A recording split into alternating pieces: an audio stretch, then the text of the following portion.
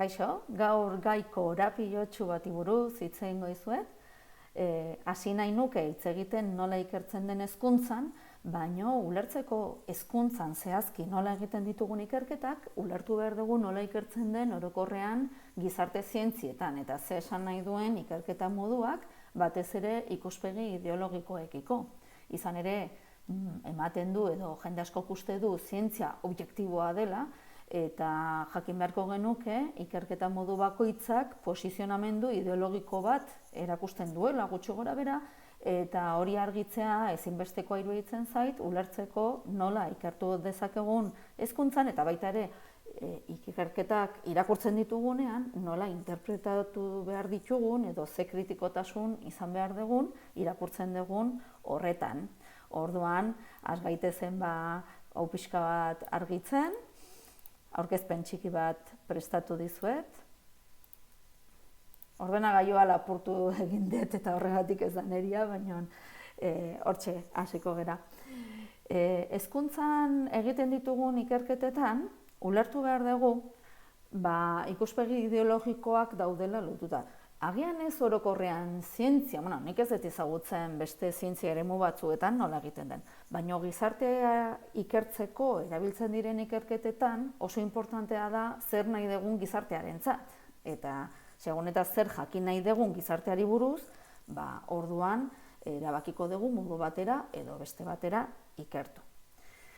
Ikuspegi epistemologikoa, baietz hori oso potoloa da eta behar bada filosofian gehiago landu dezue, baina ikuspegi epistemologikoak erantzuten dio zertarako galderari. Eta orduan zertarako egingo duguna zientzian. Zoritxarrez, gure gizartea, gizarte teknologiko bat denez, normalean ez gera hasten galdetzen zertarako, baizik eta nola. Eta nola egingo dut ikerketa hau? Galdetegi bat erabiliko dut, edo egingo dut datuen analisi estatistiko bat, edo egingo ditut elkarrizketak, baina hori nola jakin dezakegu nola egingo dugun ikerketa, ez badakigu zertarako egin nahi dugun. Horregatik askotan, irakasleok ere esaten dugu, egin inkesta bat edo pasa galdetegi bat, edo elkarrizketatu gaixotasun hau daukaten haurrak. Baina jakin behar dugu zertarako, hau da, ikuspegi horrek ze mundutara eramaten gaituen. Eta horregatik, ez badakigu zein dan gure posizionamendua ezin dugu ulertu eta ezin dugu interpretatu zertan ari geran. Hau ez da bakarrik ikasle geralako, ikerketa talde askotan ere hori bera gertatzen da. Hau da, ni ikerketa talde batean sartzen naiz afinidadeagatik edo aukera sortu zaidalako eta askotan jartzen naute gauzak egiten eztabaidatu gabe zein dan lan horren helburua edo ikuspegi epistemologiko hori, ze galderari erantzun nahi dion. Erabakitzen dugunean ikuspegi epistemologikoa, orduan ja hasiko gara hitz egiten metodologiari buruz eta bukaeran ze tresna erabiliko dugun, hala izan beharko luke behintzat. Gizarte zientzietako ikerketetan ulertzeko nola egiten dugun lan, jakin behar dugu ze posizio daukagun boterearekiko, boterea maiuskulaz, ez? Azkenean gizartea ikertzen dugunez, edo gizartearen alderdi bat ikertzen dugunez, importantea da gu geuk nun kokatzen geran gizartean dagoen boterea handi horri buruz. Eta orduan, taula hau egin dugu edo egin genuen, hainbat autoreren lanak aztertuta, batez ere Jesus Ibáñez eta Tomás Rodríguez Villasante, eta gure lana, ere? Eta orduan esan daiteke lau posizio handi daudela. Alde batetik dago posizio ordenarekin edo dagoenarekin edo dominantea den posizioarekin lotuta dagoena, eta da konbertsoa eta perbertsoa. Konbertsoa da sistemari baietz esaten diona, eta dagoen botereari baietz, hau da, ados dagoela dagoen boterearekin, eta perbertsoa da gauza bera, baino ezetz esaten diona, ez? Hau da, esaten du, ez, ni ez nago ados zurekin, baino nik izan nahi dut boterea, edo ados nago sistemarekin. Orduan, askotan ikuspegi konbertsoa eta perbertsoa lotuta dago eskuin ezker tradizionalarekin, ez? Hau da, nola alternatzen duten, zeinek agintzen du batek edo agintzen du besteak, eta ematen du oso desberdinak direla, baina berez logika beraren baitan daude. Hau da, sistemarekin ados daude, baino sistema interpretatzeko edo sistema honetan lan egiteko ikuspegi desberdinak dituzte. Liberalagoa edo lotuago sozialdemokraziarekin, baina gutxi gora bera hor daude, ez?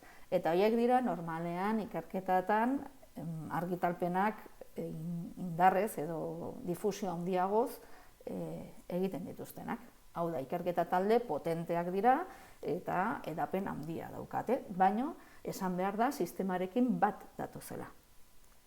Gero badago zientzia alternatibo bat edo talde alternatibo multzo bat, subbertsiboa dana. Subbertsibo esan nahi du sistemari ezetz esaten diola eta buelta eman nahi diola sistemari. Horregatik subvertir esaten da erderaz, ez? Buelta eman, irauli egin nahi duna sistema. Orduan, posizio subbertsiboa daukana boterearekiko talde horiek, edo ikertzen duten talde horiek, proposatu nahi dute ordena aldatzea. Orden berri bat dadin, bai? Antolaketa berri bat dadin. Eta gero hor daukagu hemen horrela pixkat modu horta jarrita, ez da ona zehazki leku batean, eta da alderantzizko posizioa daukana boterearekiko, edo posizio reversiboa, ez hitzaidan hitzateratzen, errebertsiboa, alderantzizkatzailea. Eta hau oso lotuta dago kultura herrikoiekin, eta da posizio bat esaten duna, bai, baino ez. Hau da, ez naiz jarriko orain zure kontra peleatzen, baizik eta joango naiz egiten uste dudana egin behar dela. Eta orduan ambiguotasunean mugitzen da eta kaos sortzailean dauka bere bizitza edo, ez? Alogikoak dira posizio hauek, eta da, adibidez, hori, esaten dugunean, bai, egingo dugu, eta gero ez dugu egiten. Guk hori askotan erabiltzen dugu, papeleoa edo parte burokratikoa ondo egin, baina gero azpitik burokrazia horri itokinak bilatzen dizkionak edo arrakalak. Hori zientziarekin nola lotzen da? Ikuspegi konbertso, perbertso hori lotzen da zientzia objektiboarekin. Bereiek esaten dute zientzia hori objektiboa dela eta erabiltzen dituzten tresnek ikusarazten dute objektiboa izango baliz bezala zergatik? Inplizituki onartzen dutelako sistema ez dutela aldatu nahi. Eta hortaz, egin behar duten bakarra da sistema hori elikatu eta sistema hori indartu, kontsentsuak probokatu, adostasunak probokatu. Hau da, egiten diren ikerketetan edo inposatzen da ikuspegi bat, edo provokatzen da zuk ikuspegi horri baietz esatea.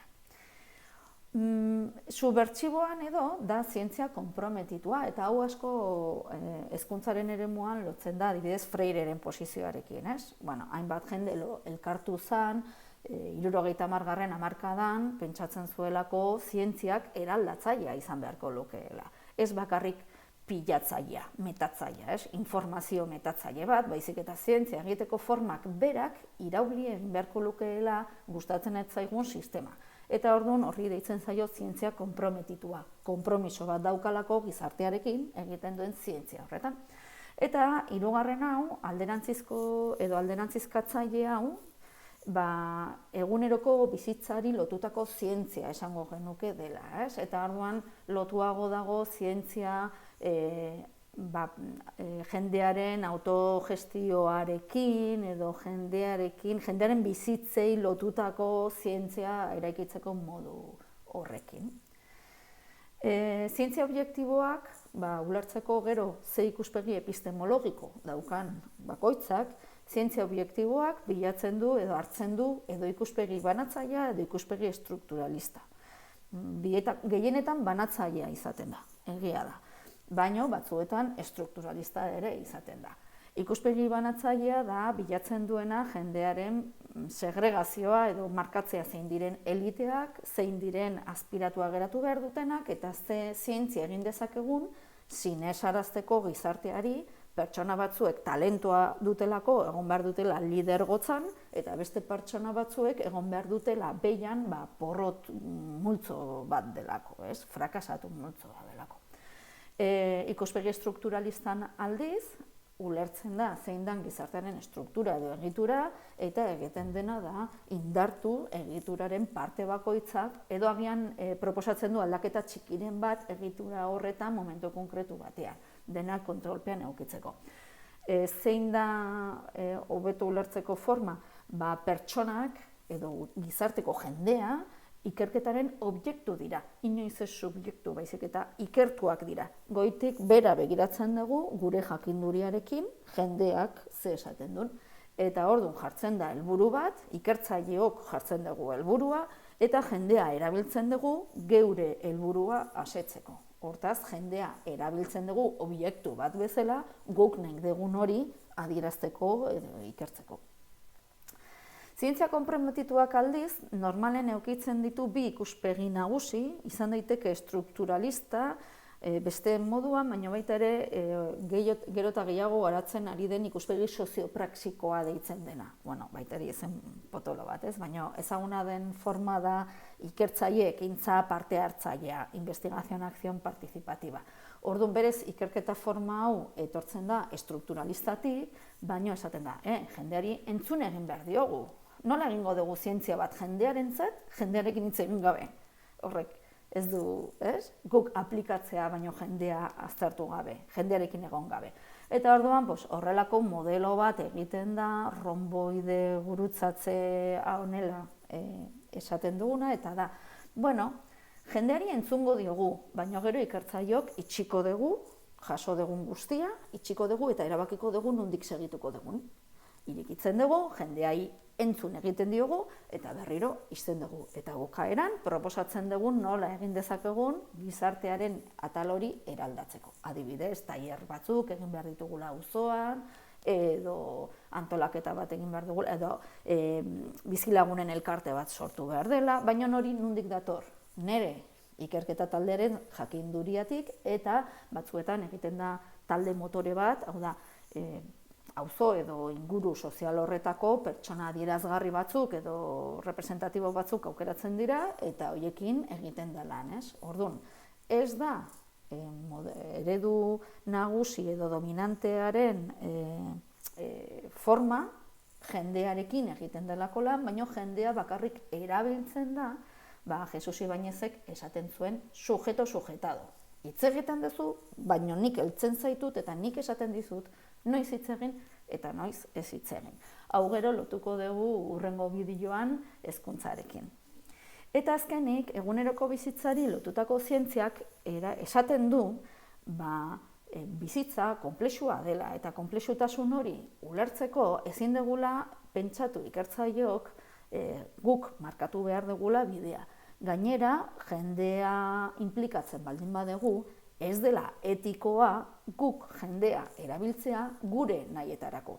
Naiz eta izan daiteke banatzaileek egiten duten bezala, hau da, zu objektu bat zera eta bakarrik egingo duzu nik esaten dizudana, eta ez da ere zientzia konprometituaren eredua, eta da, hitz egin eta nik erabakiko dut, hitz egin eta nik erabakiko dut. Baizik eta ikertzeko modu hau konplexuagoa da, hau da, bigarren mailako konplexutasuna deitzen denari segitzen dio, eta egiten dena da, ireki, eta orduan ikertzaileari joan egiten zaio pixka bat, Eta orduan guk horrela ikertzen dugu, ikuspegi dialektikoan ikertzen dugu, eta horren ondorio da, edo gure ikertzeko forma da jendearekin eta jendearen gandik lan egitea.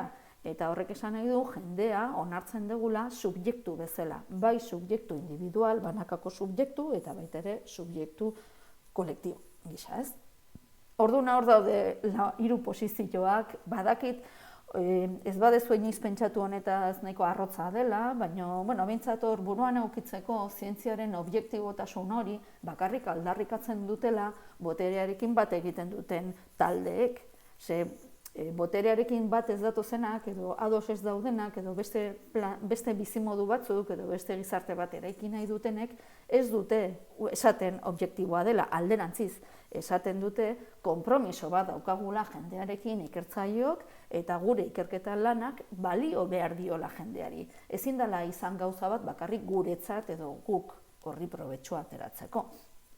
Eta horregatik, hori ikusten da, esango nuke, zientzia objektiboak bilatzen duela adostasuna oraingo sistemarekin, kontsentsu bat probokatu nahi duela, zientzia konprometituak kontsentsu berri bat eraiki nahi duela, sistema eraldatu ahal izateko, eta zientzia eguneroko bizitzari lotutako zientziak nahi duena da jendeak erabaki dezala zer nolako bizimodua joan nahi duen eraikitzen, debatituz, dinamizatuz, gauzak eginez.